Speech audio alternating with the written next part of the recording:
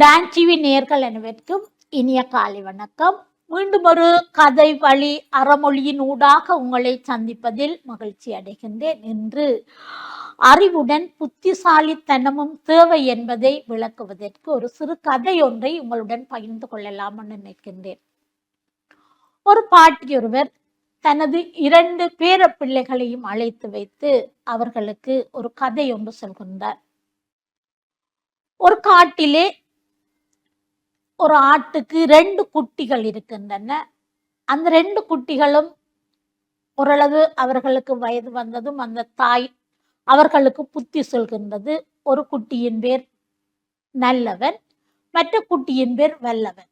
அந்த இருவருக்கும் புத்தி சொல்லி எவ்வாறு இந்த சமுதாயத்திலே உங்களுக்கு ஏற்படுகின்ற பிரச்சனைகளை நீங்கள் தீர்த்து கொண்டு நீங்கள் எவ்வாறு வாழ வேண்டும், இந்த உங்களுக்கு வர்ற இடையூறுகளில் இருந்து நீங்கள் தப்பி எவ்வாறு வாழ வேண்டும் என்று அந்த பாட்டி அந்த 2 பேரையும் புத்தி சொல்லி 2 அந்த ஆட்டுக்குட்டியையும் தனித்தனியாக வாழ விடப்படுகின்றது. ஆகவே அந்த முதலாவது இந்த நல்லவன் என்ற பெயர் கொண்ட ஆட்டுக்குட்டி சரியான எல்லோருடனும் அன்பானது, மென்மையானது, அறிவானது.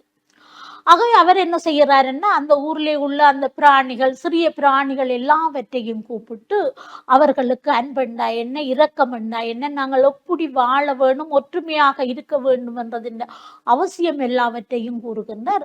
ஒவ்வொரு நாளும் அந்த பிராணிகளினுடைய எண்ணிக்கை அதிகரிக்கின்றது. நிறைய பேர் அதில் கூறுகின்றார்கள். ஆகவே அந்த ஆட்டுக்குட்டிக்கு அந்த நல்லவனுக்கு மிகவும் சந்தோஷம். ஏனென்றால் தன்னுடைய உரியை கேட்பதற்கு நிறைய பேர் இங்கே கூடி இருக்கின்றார்கள் என்று. அந்த நேரம் அங்கே பார்த்து ஒரு ஓநாயும் வருகின்றது. ஓநாய் வந்து அங்கே ஓநாயை தனக்கு அருகிலே இருத்தி சந்தோஷமாக அதற்கு கதை சொல்கின்றது. அந்த நீதி கதைகளை சொல்கின்றது இந்த நல்லவன் என்ற ஆட்டுக்குட்டி.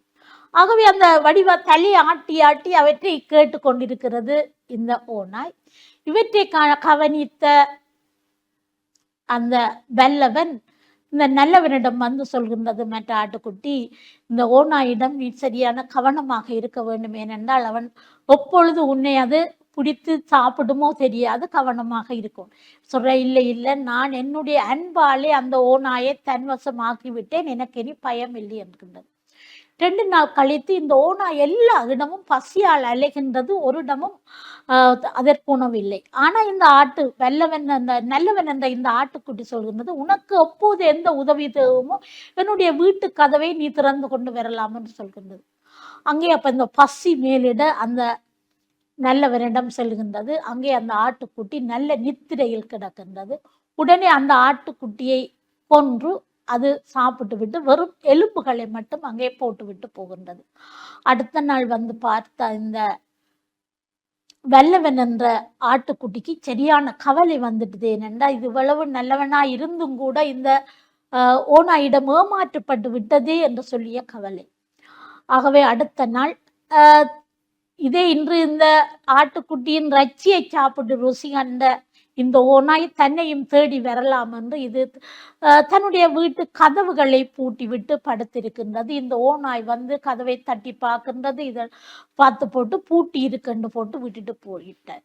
அடுத்த நாள் மீண்டும் இது வரலாம் என்ற இதிலே இந்த கதவை திறந்து விட்டு கதவிலே ஒரு சுருக்கொண்டை போட்டு விட்டு அதை ஒரு மரத்துடன் கட்டி போட்டு வீட்டுக்கு வெளியே ஒளித்து நிற்கின்றது. ஆகவே அந்த வீட்டுக்குள் புகுந்த அந்த ஓநாய் அந்த கழுத்து சுருக்கிலே அகப்பட்டு ஆகவே அந்த மரத்தில் கட்டியிருந்தது இழுக்க இழுக்க சுருக்கு கழுத்தை நெரித்து இந்த ஓநாய் இறந்து விடுகின்றது.